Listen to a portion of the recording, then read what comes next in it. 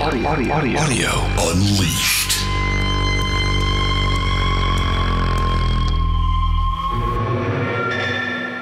By the way, I forgot to tell you that this is, it's been deleted, but there was an interesting review of Audio Unleashed in a comment on Facebook.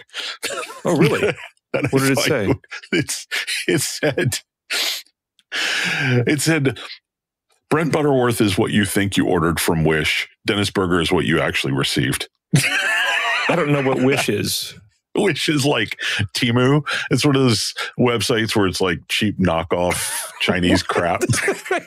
Wait, what? So how am I what you ordered and you're what you...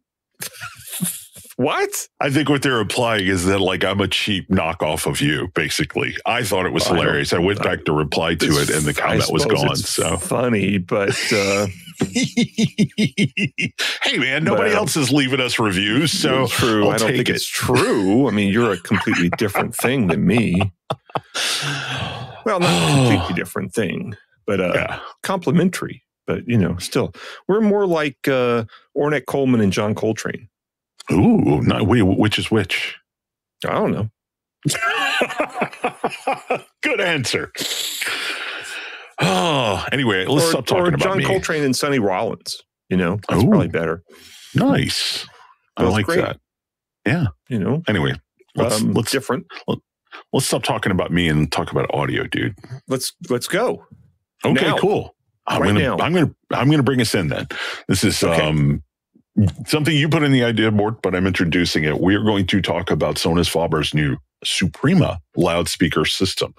Okay. And I say loudspeaker system because this is indeed a system. It's 2 towers, it's 2 big subwoofers, it's a bunch of electronics, and it is $750,000. And unsurprisingly, we have things to say about it. And we're not going to spoil that. We'll tell you when the time comes. But we have things to say more than just like things to say about it. We have things to say about this is going to be a think piece on the sociological ramifications of this system and what it means to society in general and what it means to reviewers in particular. Wow. That sounded pretty smart, huh? Lester Banks would be proud of you, man. Yeah, man. What do you want to talk about? Well, CES, neither of us went because you don't go. And I was raised better than that. What's that? I was raised better than that. I didn't go because last year I went and literally I was done in 2 hours. So I told Wirecutter, I don't need to go. There's nothing there for me to see. But there was actually, there was enough stuff there that it would have been worth me attending. So I'm kind of sad I didn't go. But there were not a ton of audio products there, but some definitely interesting stuff going on. And we're going to kind of go through a few of those that we have stolen from other people's websites, but we will credit them because we're not like, who is it? Neri Oxman who plagiarized some crap. We're not plagiarists. Yeah. We credit whoever. Oh no. Now we're going to get sued by that guy. Oh, well. I'm surprised we haven't been sued by somebody yet. Sued by a billionaire. Yeah. Whatever. But we don't plagiarize because we are pros. That's true. And we don't need to plagiarize. We would see. That's my thing. Is any real writer would not plagiarize because they're like, I'm not going to borrow somebody else's stuff. I can write better than that. Yeah. So anyway, what's next? Well, actually, we're going to have another segment about CES, but this one is going to be very, very specific. So you sent me a link to a couple of pieces about Auracast, Auracast. And I am ashamed to admit that this was my first exposure to this technology. But reading over the stuff you sent me, I'm super excited about it. So we're going to dig into that a little bit, talk about what it is, talk about what it does, talk about what problems it solves. And I'm probably going to let you do most of the talking, but that's fine. That's fine because I'm a Bluetooth guy. I am a Bluetooth enthusiast, even. Yeah. And so what are we doing for patrons? For patrons, for our Patreon subscribers, we are going to have a special segment on how Lembrook best known as parent company of PSB and NAD, has created a licensing business to license its technology. So it has BlueOS technology, which it developed itself, to my knowledge. And then it also recently bought MQA, and the MQA's Bluetooth technology, which is called SCL6. And we are going to look at this and kind of talk about what this might mean for these technologies. And frankly, I'm both excited and not excited. I think you probably are too.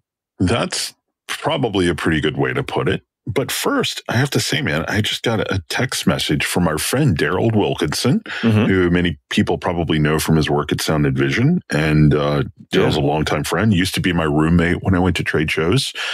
He was one of our first patrons. I just got a text from him that says, here's a slightly different take on high-end music bar. And the link to it is new dispensary and music lounge opens in uptown Minneapolis. So yeah, this is a dispensary, and if you don't know what that means, they sell weed. But this place also has a couple of listening stations. It's got like 1,500 records that you can buy, most priced around $5. And there is a picture gallery. Did you got the link to this, picture right? Gallery. I'm just loving this because they're showing, this is a lot of retro gear, and they're showing it. People, before all this high-end audiophile stuff happened, when I was a kid, people, this brings me back to the years when I was a kid, when people would buy generally kind of big crap speakers, usually from like Radio Shack or somewhere, and they would put them on the floor. Always, never on foofy stands or anything like that. And they would not even, they would have no idea like how to position them. They might put, if they had a stereo, they might put the left and right on top of each other, or who knows what, or they point them in different directions, or they point them at each other and they'd sit in between them. And this looks like that. They've got like what looks kind of like an old Radio Shack. It's not Radio Shack. It's a three-way design. It might actually be good. I don't know. But they've got one pointing, they're kind of supporting a table. They're using them as table legs. Yeah. They've got one pointing out and then one pointing off to the side at 90 degrees. And they've got some other stuff in between there, including what looks like a Marshall amp head. Oh, I didn't see that. See that? That does look like a Marshall amp head. It is a Marshall amp head. I don't know what else could be. That is amazing. You know what, though? You know what, man? I'm all for this. I think this is great. And the reason that I think it's great is just because for me, this is a success if it exposes one person to the notion that, hey, you can have speakers in your room and music can be a communal listening thing. Like that to me is like, you know what?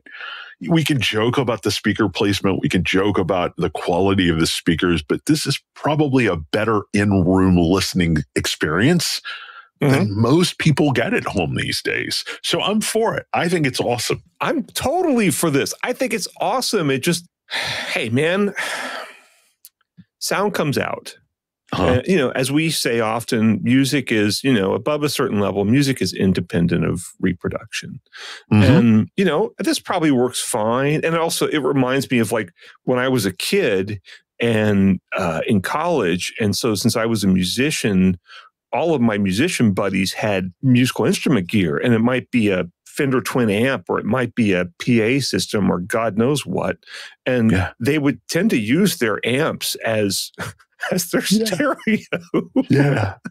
And hook up like whatever random stuff they had and just play music through it. And this kind of reminds me, you know what? It was fine. We loved the music that we heard. And no, playing music through my Fender Twin was not a good idea.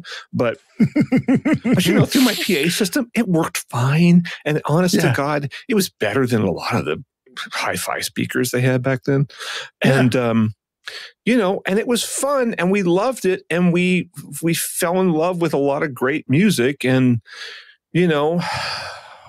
there's nothing wrong with that. The guys who were buying the $750,000 speaker system we're about to talk about are not falling in love with music more deeply than we did back then, listening to it through homemade PA speakers with Radio Shack drivers.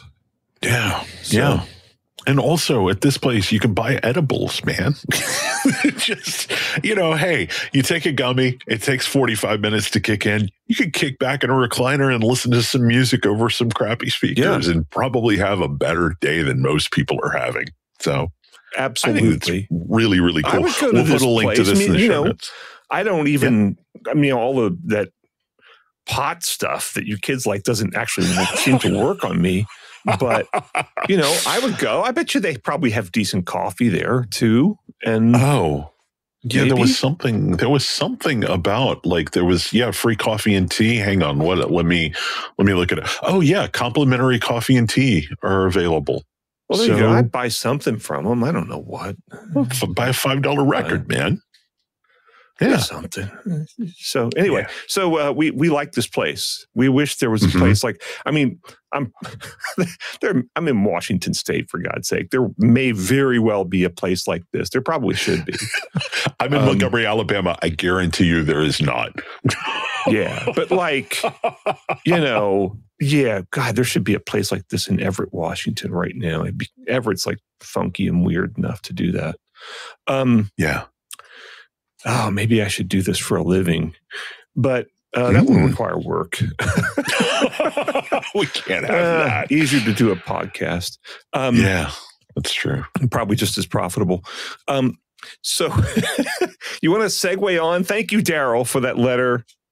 We miss you, Darryl. It was a text message. It wasn't. Everything is a letter to you, man. No, it was a text message. I'm so old. It's a text message. Thank you, Darryl, for the text message.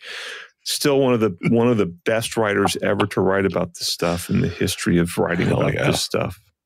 Yeah, absolutely. So anyway, now we should talk about the $750,000 speaker system, because we have things to say about this. We do. And we have things to say about what people have to say about this. Yes, we do. I want to start off with something that's probably going to shock a lot of people. Okay. I don't necessarily think that a $750,000 speaker system is stupid. I just don't. A $750,000 amp, I would probably look at that and go, that's stupid, right? But I still think there is room for development or what have you in the domain of transducer speakers, and this thing probably is a little overpriced, but I don't necessarily think that it's stupid. And the reason I don't think that it's stupid because, well, I don't see a lot of other stuff that does exactly what this thing does for tons less. There's a lot of R&D that went into it and a lot of good design. My problem is the way it's been covered so far. But what do you think, just looking at these speakers, your first instinct, do you think this system works? Well, I have some sort of past history here, as usual. I was at the Warsaw Hi-Fi show. This is probably 6 years ago, with Doug Schneider from Soundstage. And Doug and I both understand how speakers work, which is somewhat rare among reviewers. And so we're both skeptical of new speakers because a lot of new high-end speakers, they do things in them that don't work. Big giant speakers with widely spaced out drivers are often a bad idea, depending on how you do them. But Sonos introduced the AIDA speaker. Well, actually, it was like their first new version of the AIDA in 10 years, and they didn't change the model number. They just call it the AIDA, and it was like $100,000.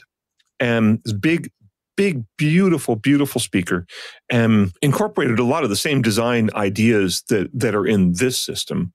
And Doug and I both looked at it, listened to it, and thought, that's worth $100,000.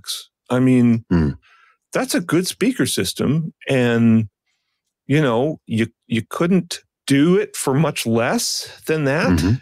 And and it's a big dramatic thing, and people will walk in and go, God, that's beautiful, and it sounds great.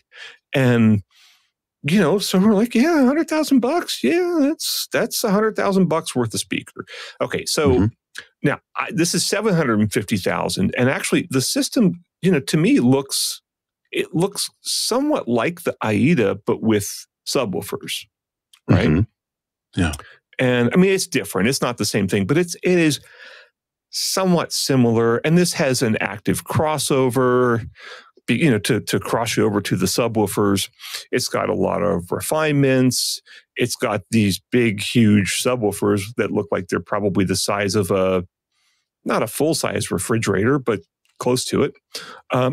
So yeah, these things are the subwoofers are 57 inches tall and weigh 227 pounds apiece and have dual 15-inch drivers. So they're massive. Absolutely massive. There's a lot of speaker drivers in this pile here. Yeah. And I think this is fine. I'd like to hear this. I think that so much of the audio press nowadays, I shouldn't say, a significant amount of the audio press, they seem to think it's their job to applaud when somebody makes something expensive. Mm-hmm. And I'm sure that, some publications, some magazines will, and not Stereophile, but so who does that leave? Anyway, they will just wonder who. I wonder who. So they will just go, oh my God, this is just amazing. This is a new level and blah, blah, whatever. And it may well be, but I would rather see what, a Doug Schneider says about this product. Or I'd rather see what a John Atkinson says about this product. Well, I was just talking to Doug on the phone yesterday about it. And Doug is, I think, similar to me and similar to you, super frustrated that the only questions anybody's asking is how much and what are the finish options. There's there's a lot of design going on here, right? A lot of electroacoustical design.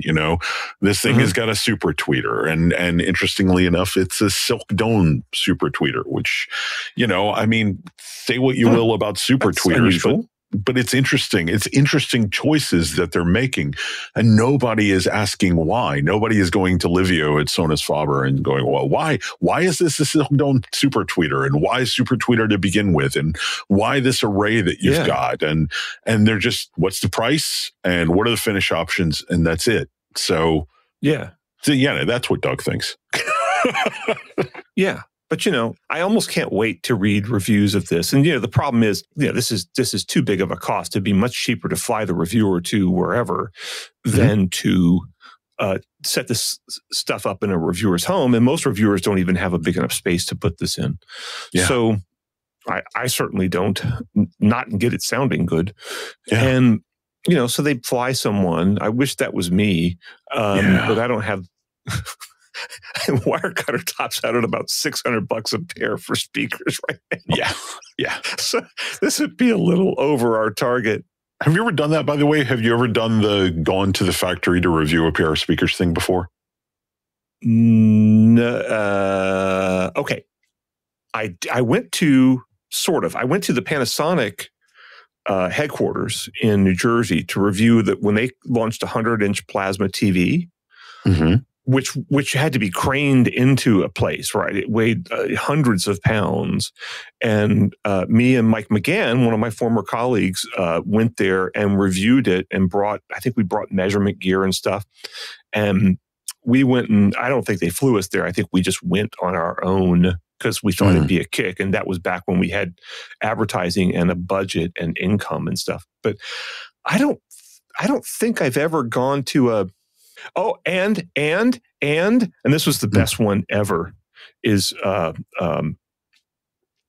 what's Paul Hill's company? Pro Audio Technology?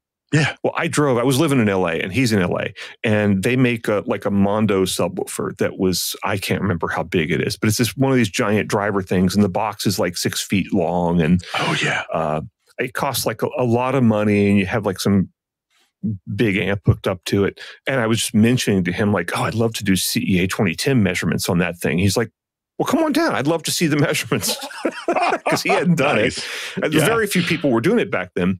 And we actually cleared he had a big warehouse space. We cleared a warehouse space. I had to recalibrate all my measurement gear for his warehouse space. Wow. And we did it. And I still have the measurements up on my subwoofer data thing. And it was the highest output measurements of any subwoofer I ever tested. Oh, wow. I think it still has not been topped, although some things have come closer since then. Yeah. But, and that was a total kick. And so I think it's valid to do that within I did it for Wisdom Audio. So back when I was with Residential Systems, Wisdom Audio wanted me to review the LS4. And so the magazine paid for me to go to, and I spent 2 days there. And the first day I just did a factory tour and wrote a story about that. But I was really nervous about how the review process was going to go, because you don't want the manufacturer hovering over you or whatever. Right. But they literally just showed me a room that sort of looked like a living room. And they went, here are the speakers. Well, that's cool. Here's the rack. The only thing we ask is, if you want to tinker with the room correction setup, come and get us. Let's walk through that together. Otherwise, we're just going to leave you here. And if you haven't come out by lunch, we'll let you know it's time for lunch. But I literally spent like 8 hours in a locked room. They left me. I didn't see anybody from the company all day except at lunch, and I was able to do the review of the LS4, which is a $50,000, 8-foot tall, wall hanging line source planar magnetic speaker. So that's kind of why. That's why I had to go there. So that's cool. Yeah. Honestly, I would really like to. Sadly, there aren't many people that could go do measurements of these things. I mean, I imagine they're going to fly you. Well, maybe they have one in the US and they fly you there, but they might fly you to Italy, which would be cooler. Yeah. But, like, who could, because you have to do a quasi-anechoic. Obviously, it's not going to be an anechoic chamber. Right. But, oh my God. Yeah, the main speaker is 75 inches tall and 65 inches deep. So John Atkinson could do it. I could do it. And I could also measure the output of the subwoofers, which, well, Audioholics has somebody who could do that, but they're not like really into speaker measurement as much as subwoofers. So yeah, I would be the perfect guy to do this. And hey, if somebody has like I could work a deal with somebody and or something. If you want to fly me to Italy and have me review this, somebody probably let me do it, and I'll run measurements, and I can bring my measurement gear with me, which I used to do on consulting trips anyway. So, and you could bring me with you, and we would record a podcast from the Mediterranean. Oh, we could. Yeah, we could. Let me ask you this: with regard to the reviews of these things, let's say they are reviewed. What are some of your predictions for how these things are going to be reviewed? Okay, so if these are as good as the AIDAs, if they're just as good as the AIDAs but with powerhouse bass, they should get a great review. I mean, I would have given the AIDAs a great review. I mean, I didn't get to spend that much time with them, but I can walk into a room. And since I know how speakers work, I can move my head around and tell if they screwed the crossover up. And then I can listen. I can tell if they screwed up the tweeter to the mid-range crossover. And then I can listen and I can tell if they screwed up the mid-range to the woofer crossover, right? Mm-hmm. And then I can run some bass tones through it and see if they screwed up the woofer loading or the woofer amp or whatever. And so I can evaluate these things. And I thought the AIDA was just great. And so I think this will be just that with more bass, and that, but a little bit better. I mean, no one will compare them side by side. Did the AIDA have backfiring drivers? I don't remember. It was very similar to this, as I recall. I haven't looked at it in a while, but it had backfiring drivers, which you could shut off if you wanted to. And just to add a little more sense of space to it, a little more envelopment, but it did not seem to add coloration. It was really great. So look, they're going to fly somebody out to to Italy, probably a few people out to Italy to write about this thing and review it and give each guy like an hour or 2 hours or whatever, and it'll get glowing reviews. And this thing doesn't suck. Anybody who buys this thing is probably going to be really thrilled with it. But it'd just be so great as somebody who can do quasi-anechoic measurements, which would be compromised in since you can't lift this thing. You couldn't do great ones, but John Atkinson does pretty good quasi-anechoic measurements with big tower speakers, and he doesn't lift the things. Yeah. He goes to the reviewer's house. So, you know, and I've done it before. It's not great. You know, the measurement from, about 150 hertz to about 600 hertz is going to be a little hinky, but you know, that's not an area where most speakers have problems anyway. So yeah. Anyway, you want to move on? Yeah, let's move on. Let's take a break. Okay. Listen to some music, and we'll be back to talk about CES. Yes, we will.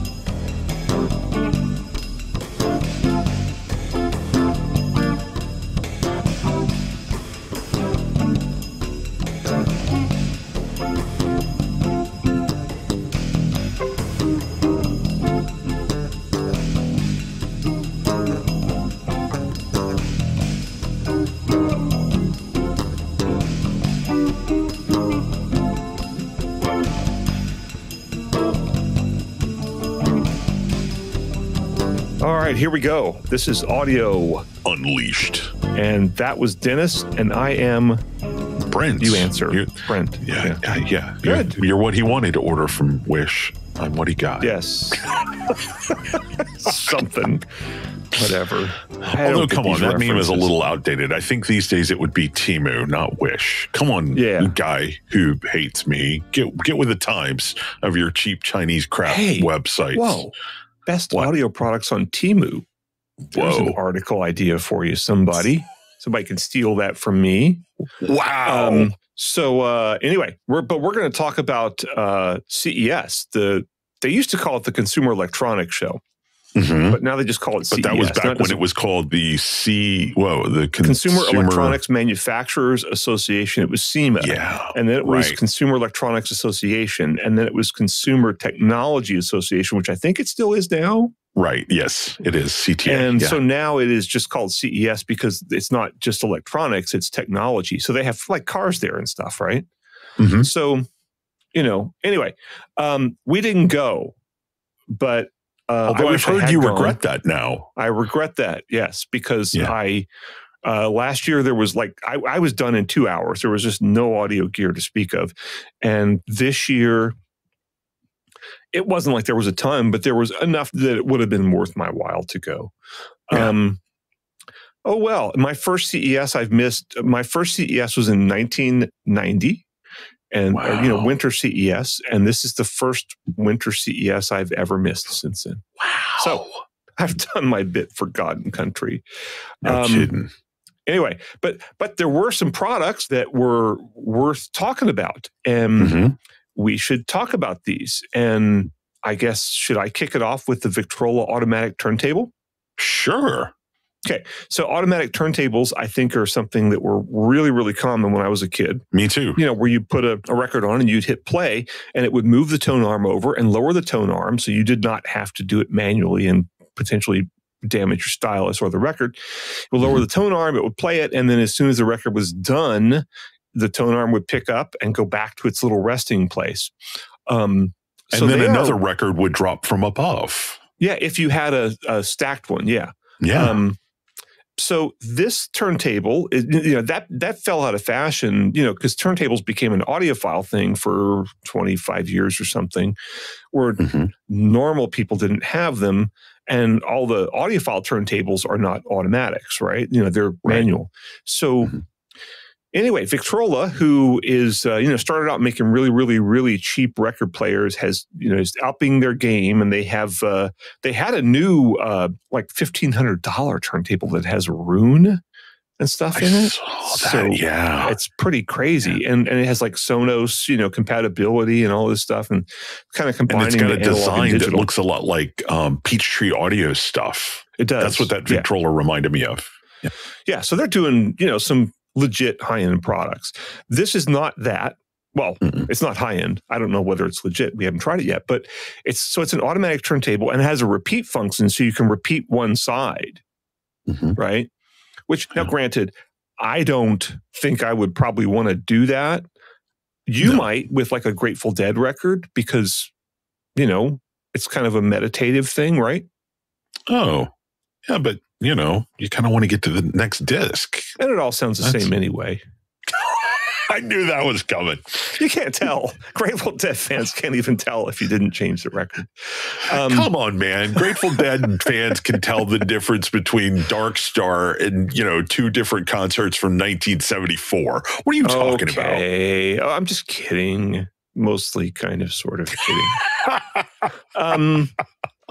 There's some element of truth to what I said. But anyway, so this is an interesting, and it's only $200, and it's got like an Audio Technica, you know, 3600 cartridge on it. So, you know, it's a cheap cartridge, but it's a reasonable cartridge. It's not going to tear your records up. And I've tried some of their other turntables, and, you know, they sound pretty good. I mean, some of them sound pretty bad. Some of them sound pretty good. It's not so much the turntable. It's most of their things are record players that have speakers built in, right? This one does not. You can hook it up to speakers, obviously, but most of them are record players with speakers built in, and usually some of the speakers are good sounding and some of them are horrific, as happens with all these cheap turntables. But I thought this was really interesting, and I should say they also showed, besides those two turntables, they showed something that I'm probably the only person who gets excited about this, but they had Bluetooth, you know, these rock speakers that you put outdoors, right? They're shaped like rocks, right? No, I'm excited about this too. Yes. Okay, really? Okay, so they're Bluetooth though, which means they have amps and everything built in. So I assume you have like a little power supply, a little waterproof power supply that you plug in. And normally if you're going to do a pair of rock speakers, they're passive, and you got to bury a bunch of wires. You got to hook them up to an amplifier, which is going to be inside your house. So you got to drill holes through the wall, which for a lot of people is daunting. I mean, I think for everybody it's daunting on some level. You know, it's a really complicated installation. With this thing, you just grab these things. I didn't see what they cost, but it's Victrola. They're not going to be expensive. Probably $200, and maybe $250. But you know, MSRP $199. Great. See, I was right on. So you plop them in your garden, and you plug it into whatever your outdoor outlet there, and you hook it up to your phone, and you're done. And I was wrong. I was wrong, Bubba. It's $99 per rock. So okay, so $199 was a different product. If it's less than two, when you said $99, I was like, oh no, it's $99 a pair, which means it's not going to sound good. But these would probably sound, they might sound fine. I've tried similar products. I've not seen a rock-shaped speaker like this. However, I have seen OSD Audio makes some of these or sells some of these.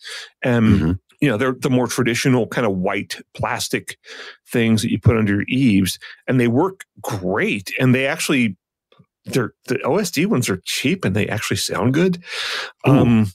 We might need to huddle up after the recording because I'm in need of something like that because I am the guy. I have an outdoor system right now, outdoor speaker system, with like a Crown amp, but I'll tell you how long ago it was installed. Like the input for it is 3.5 millimeter, which was great when my phone had a headphone jack, but now it doesn't. So I just want to replace it with some good outdoor Bluetooth speakers because during spring is coming up soon. I'm going to be spending a lot of time on my patio, like rewiring my bonsai trees and doing some trimming and things like that. I'm going to probably spend 8 hours a Saturday out there.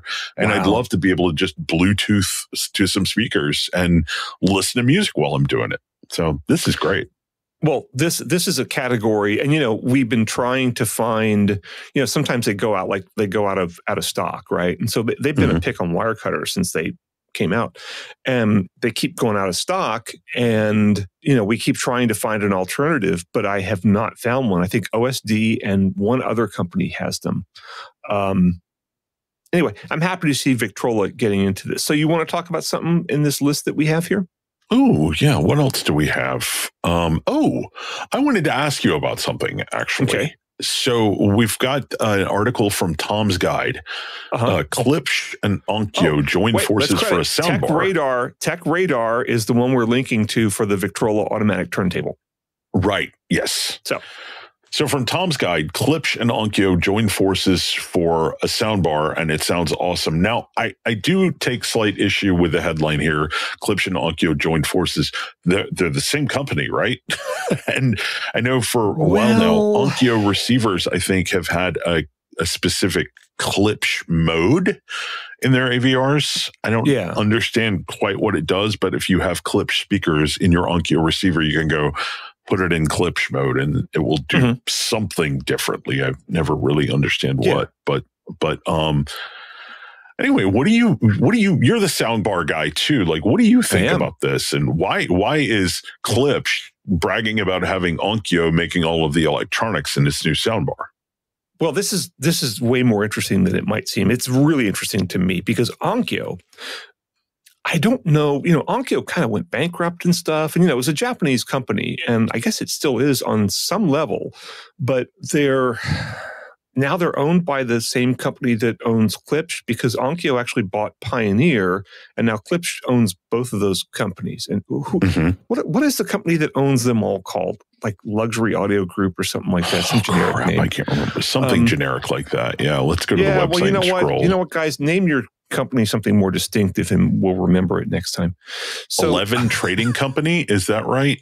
11 Trading Company. No, that's what's at the bottom of Onkyo's website. 11 Trading Company. Okay, well, it's owned by some people somewhere. So anyway, so Onkyo at least was, I don't know if they still are, they were a major OEM supplier for things like soundbars. And they had a few Onkyo branded soundbars, but they also made them for a lot of other people, including some TV companies. And I used to consult on soundbars, and a TV company actually had me in for a bunch of consulting-y meetings about something or another. I can't remember, but they said, hey, we got the guy from Onkyo here who's showing us this new soundbar design. You want to just give it a listen real quick? And I'm like, oh, sure, why not? And, they were paying my day rate. I'm like, yeah, do whatever you want. Not clean the bathrooms, but anything else pretty much. And so I walk in there and this guy's got this soundbar and I listened to it, moved my head around, and I was like, and this is like 10 years ago or something. So it's the early days of active soundbars. And I moved my head around. I'm kind of like, okay, it's a two-way design, woofer, tweeter. But I could hear it was real cupped hands, kind of like this, right? And I was kind of like, that should work, but it doesn't work. And I said, what's your crossover point? He said 6.5K. And I just said, just a toss-off comment, I said, should be more like 3.5K. Because your tweeter will handle it and you'll get rid of that cupped hands coloration. He's like, oh, thanks. Normally if you're a consultant, you kind of assume you'll be ignored anyway, but you don't care because you're getting paid. And so, sometimes they listen to you, sometimes they don't, whatever, you don't care. And then lo and behold, this thing came out and it sold really well and it got really great reviews. And then the product manager, they had a new product manager come in who really was a smart guy who knew his stuff. And he said, man, you did a great job voicing that soundbar. I'm like, wow. I didn't voice it. I just tossed off a comment about it. But, if you want to give me credit, I'll take it. But anyway, so Onkyo is a very well-respected OEM supplier of these things. And so, and Onkyo made a lot of good speakers and stuff back in the day too. And so Klipsch obviously is a big speaker company. So, but this thing has some little Class D amps in there with some DSP. It's got a little, like every soundbar, it's got some kind of a little generic board in there that has, some inexpensive Class D amps that put out, 20 watts or who knows what. And then a little switching power supply or maybe a separate power supply. And they've all got DSP so they can tune them however they want to. And so whether or not it's Onkyo or somebody else doesn't matter. It could be just some generic thing. Onkyo probably doesn't make a better, electronics set for sound bars than anybody else does. There's probably as good, but it's not like they're forklifting the guts of an Onkyo receiver and dumping it in this soundbar. Yeah. Which would be cool, but probably not commercially viable. But so obviously it doesn't really mean anything. These could be great and these could suck. It just all that matters is the voicing, and the voicing is a combination of the driver layout on the front of it and your choice of drivers, and whatever you do in the DSP, and making sure that the plastic doesn't rattle, because that happens a lot. Yeah. By the way, I looked it up, and the Klipsch optimized mode for the Onkyo AVRs is basically just a precise crossover value. That's all it is. Okay. I think what they're doing is basically just trying to create brand synergy, maybe. I would do it. Of course, Onkyo's got a good name for amps, and it's just sort of like, when people made speakers that were internally wired with monster cable. It's like, did it make a difference? Absolutely not. However, it's something you could market. Yeah, absolutely. So this is the same thing. This might be great. It might suck. I just did some new Klipsch Bluetooth speakers.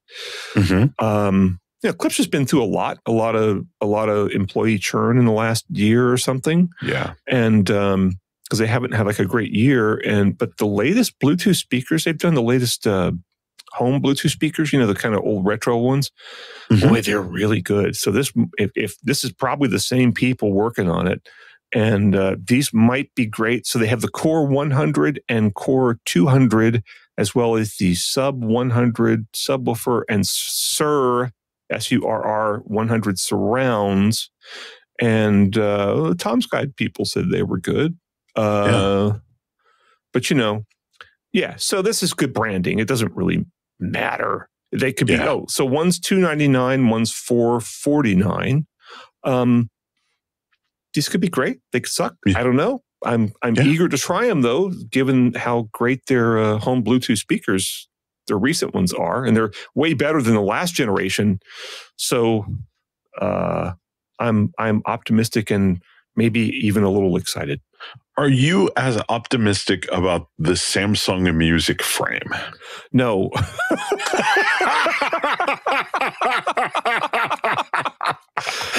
So we should probably explain a little bit about what that is. So Samsung's The Frame, and I always hate product names that start with the, because what do you call like a pair? I don't know. It's like, Klipsch has the Fives, and it's like, come on, man, you're just making things difficult. But anyway, Samsung has a TV called The Frame, and it's what it sounds like. It's a TV that has a frame, and it looks like a work of art. And when the TV is off, it actually displays artwork. So they've got a new speaker called the Music Frame that is like they're describing it as an audio version of the Frame TV.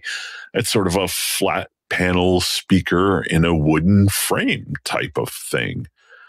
But do we need this? I mean, are there really any advantages to this other than, hey, that's a weird form factor? Well, okay, so it actually does have what they're calling space fit technology, which can calibrate itself to the room, which a lot of stuff has, but we can't. With these active products, it's really hard to evaluate that because so many of them just do it automatically, and you can't turn it on and off. If you can turn it on and off, then you can evaluate it. If you can't, well, you don't know what it's doing. Yeah. It'd be a significant exercise to try to figure out what it's doing, and no one's going to do that with these kind of products. It says it's compatible with Dolby Atmos, but that means that they pay the licensing fee to Dolby. Yeah. Because lots of stuff is quote unquote compatible with Dolby Atmos, but I mean, there's 2.0 sound bars that are Dolby Atmos compatible. So there's some level of BS in there. But it's also a functional picture frame. So you can put photos in this frame and music still comes out. So you had sent me a link from ZDNet. I found another link from Financial Review that actually talks a bit about Samsung's vice president in charge of audio lab testing, Ellen Devantier. Devantier. I've known him for. Sorry. I've known him for 30 years. He's a really smart guy. He's like the guy who, like, he was an ex-Harman guy, and he was like the head of measurement at Harman for a long time. And then Samsung hired him to build a new lab, also in LA, or, north of LA, in Santa Clarita. But then Harman, Samsung bought Harman anyway. So they have a really, really good lab there, and he's very, very together dude, and he hired a bunch of really, really good people. And so, he's a heavy hitter. There's a picture of him here in an anechoic chamber, which he said was essential to tuning the sound of the music frame. But then the story kind of devolves into, here's what an anechoic chamber is, and it drives you crazy if you're in there. And they don't really talk much about what they did in tuning the speaker. So, but apparently they did something other than throw some drivers in it and hope for the best. Well, it's a 3-way design with woofers, tweeters, and mid-range, and it's Wi-Fi and Bluetooth compatible. So I guess it's kind of Sonos-ish in terms of its capabilities. But it's a frame-shaped thing, and I've tried some of these things. Oh, what did I try? There was an IKEA one that was Sonos compatible, and it was a flat frame thing, and I don't think you could put a picture in it, but you could get different artwork in it. And God, it was only like 1.25 inches, an 1.5 inches thick, and it sounded shockingly good. So maybe they're kind of going after that market, and that's fine. And I guess if you have the frame TV. Yeah, this story from Financial Review, they actually mention the Symfonisk speaker from IKEA and that's the one. The Biosound Emerge from Bang & Olufsen that have the similar look. So, so I guess they're going after some of that market, and they're going a little more upscale, which Samsung has been trying to do for a long time. And so, given its pedigree, it might sound really good. But, I always say that, if you have the wrong VP in there who has too much power making calls, you can have the best engineers in the world, and the wrong VP can screw it up. But I'm going to guess this thing probably sounds pretty good. I mean, their sound bars have been really good recently. So, and sadly, they don't make Bluetooth speakers anymore, to my knowledge. If they do, they're not pushing them. Yeah. Yeah. There's one quote, another quote from the Financial Review piece that I wanted to highlight here. It says, while the music frame can connect to Samsung TVs to form part of a surround sound system, it's not possible to connect multiple music frames together to make a multi-room audio system to compete with Sonos, Samsung's officials say. So, just want to throw that out there. And we have one more thing from CES that we should talk about real quick. Ooh. And that's the JBL, and we're going to be talking about this product in 2 different ways. But right now, we're going to talk about the JBL launched the Extreme 4 Bluetooth speaker that has a rechargeable, removable battery. And that's a big deal because, so many of these Bluetooth speakers, I mean, we don't talk about this much, but a lot of these Bluetooth speakers, if you use them, or any of these products with rechargeable batteries, if you use them for 2 years on a fairly regular basis, you're going to be down to somewhere around half your battery life probably. Yeah. And with this, you don't have to, but it's usually very difficult and not really practical to replace the batteries in these things. I've actually tried.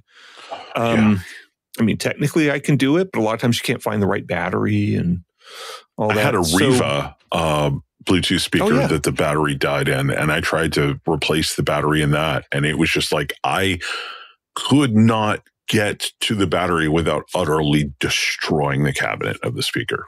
So but I thought it's pretty cool that they're doing this, and the battery actually works with some of JBL's other speakers. That's really smart because that way JBL doesn't have to make a bunch of different battery SKUs. They can make one, and then you could stack them. You could have, for the bigger speakers, you could put more than one, and et cetera, et cetera. And this is, to me, really smart and really environmentally responsible. I mean, at Wirecutter, we've been having people demanding this for years in the Bluetooth speaker guide, in their comments saying that, this is all, how can you people, you can see where this is going. How can you people recommend these things when, the battery's going to wear out and blah, blah, blah, blah, blah. You should only recommend ones with a removable battery. And I'm kind of like, okay, well, there's one. It's from IKEA. It takes like 2 AA's and it sounds like crap. So I could recommend that, except it sucks and I wouldn't recommend that anybody buy it. So therefore, I'm not going to recommend it. Sorry. And, but now there is one. And, we're going to have to check this out because the previous models of the Extreme were good. It's really good speakers. I mean, they're expensive because all the Chinese brands come in and copy the design and sell it for half the price or something. And quite often it's just as good, possibly. Do you know better. if this is something that's like EU mandated or encouraged? Because I know a lot of things like this that are a little more consumer friendly are coming as a result of legislation from the EU and the big right to repair movement there. I mean, that's one of the reasons that Apple is being pushed toward USB-C adoption instead of Lightning because of the EU. So I'm wondering if the EU is pushing this in any way. Do you know? I don't know, but that wouldn't surprise me one bit. And I would applaud that because there's just no reason we need to keep filling up landfills with speakers. Yeah. The speakers still work. Speakers run for, unless you abuse them, they're going to run for 20 years. Yeah. And yet how many of them get used for 20 years? Almost none. And, are there going to be better sounding Bluetooth speakers 5 years from now? A little bit, but, there have been good sounding Bluetooth speakers for 5 or 6 years now, maybe 6 or 7, maybe 7 or 8. And, I can remember an era when all the Bluetooth speakers sounded horrible and there might be like 1 or 2 that you didn't hate. But now there's a whole bunch of them that are good. A whole ton. I mean, granted, there are some that are just like unspeakably bad that people just crank out and don't bother to voice and don't bother to really design. But if you look at like the JBL product, the Sony product, et cetera, they're all at least good. And some of them are great. Yeah. For what they are. They're not going to sound as good as the Sonos Faber, whatever that thing was we were just talking about.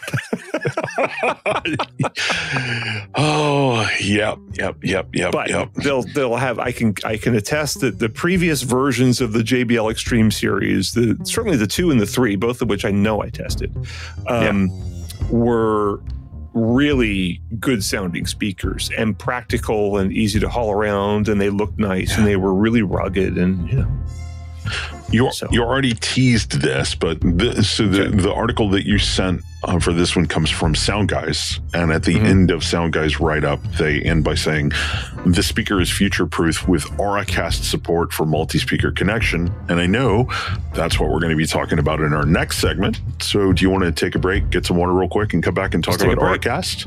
We'll be back. Bye.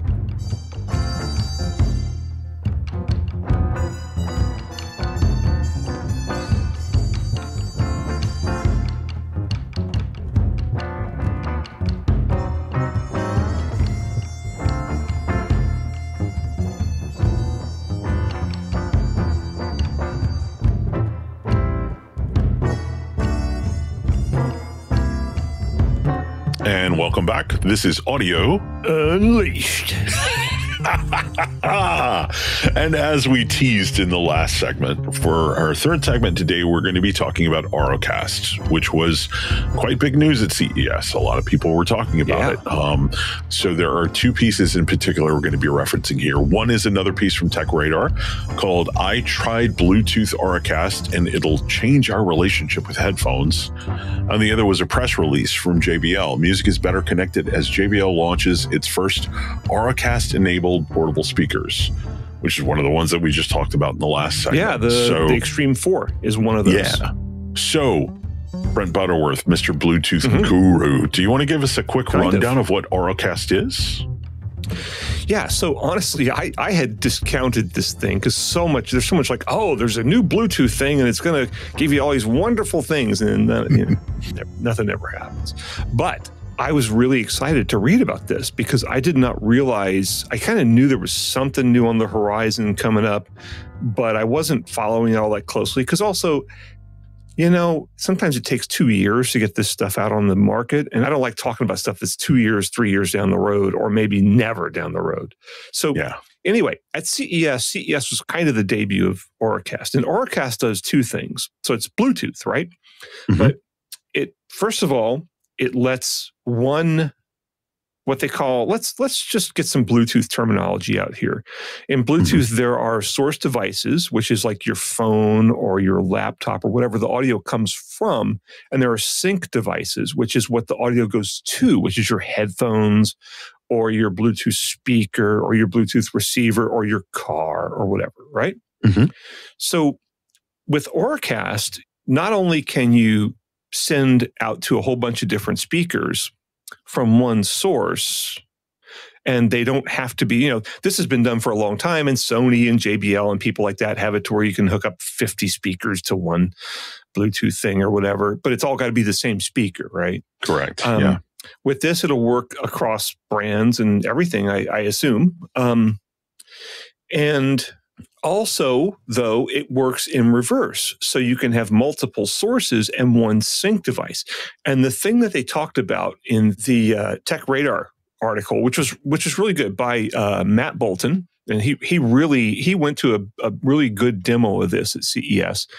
And they're talking about all sorts of really interesting applications to where, you've got an app, right? It's an Auracast app. So you can go in there on your phone. It doesn't really work just with the device, right? You got to control it. So you can go in there with your phone and you open it up and it'll show you all these different Auracast streams that you can get. So if you're in the airport and you're listening to, let's say it's you, so it's the Grateful Dead, and you got it cranked, right? Yeah. So anyway, you can have it to where the airplane announcements come in just for your gate, right? You can get like the Auracast for gate 13 at whatever the Montgomery airport is. And there are only 6 gates at the Montgomery airport, by the way. I have flown out of that airport, by the way. Yeah. But anyway, when I bailed out of a bike tour. But anyway, so you can tune into the announcements for just your gate, or you can tune into, if they have a TV with, CNN or something running, and, normally you kind of can't hear it because they have it on so quiet and stuff. You can tune into the TV and you can listen to it while you're listening to other stuff at the same time. So you can listen to your music and also get the announcements from your gate, or you can listen to the TV and get the announcements from your gate or whatever. And then, of course, obviously another application for this would be gyms, right? Which right now, at my gym, you have to download this app, which doesn't work, and try to, you can supposedly get the audio from all the different TVs, but it's really dicey and it doesn't really work. I've never really gotten it to work. Whereas with this, it should work great. And you can dial into multiple TVs, and you could dial into multiple music streaming services that the gym offers, perhaps, or into a class that's done by an instructor. There's all sorts of really great applications for this, and it's going to be a couple years before, say, gyms get hip to this, and before airports get. God, it might take 5 years for airports to get hip to this because, airports move slow. For pretty good reason, they move slow because when they move fast, people can die. So, right. I'm really hoping we see this. Or they can get mad. Yeah. I'm really hoping we see this at movie theaters because this might actually get me back out to movie theaters. And what would you do? Actually be able to hear the frickin' movie. Movie theaters here are so bad.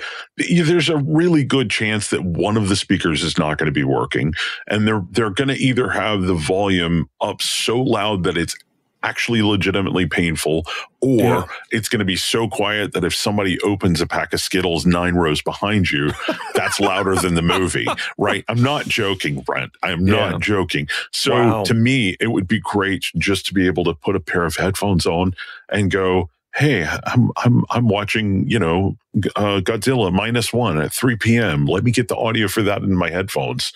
And people will be like, oh, you'll lose out the effect of the Atmos or what have you. Oh, we've got one Atmos theater in Montgomery, and it's probably one of the worst. So I guarantee you my earbuds would be a huge upgrade over the movie theater sound. So I'm really hoping they do it just as a sort of like a, they've got open caption devices now where you can see captions. Just put this out there as sort of an augmented hearing kind of thing. Put it in every screen, and I might actually go back to the movies again. We should say that according to the Tech Radar article, this is now available in Sennheiser's new Momentum 4 true wireless earbuds.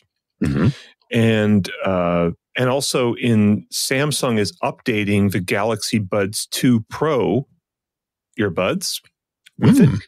And, what tends to happen in headphones is, whatever chip that, Qualcomm is coming out with is what people put in there, and you get whatever those features is. So that means whatever codecs, et cetera, et cetera, et cetera. But JBL, like we kind of mentioned before, also has Bluetooth speakers with this built in. And what you'll use that for, obviously, you're not going to I hope you're not going to go to the airport and listen to stuff and annoy all the people around you. Yeah. Somebody will, though. But you can, have multiple of these speakers and listen to the same thing. So you could do a sort of quasi multi-room system with it. You could do more of a party system with it. You could do, I don't know, maybe who knows what applications there will be for this. Certainly for meetings, for parties, for all sorts of stuff. Oh, and I didn't even think about that. Once you could do sort of a quasi-pro application where you're using like a microphone and using multiple Bluetooth speakers to spread the sound around for a meeting or a whatever, right? Dance parties. Oh my God, last year I was on a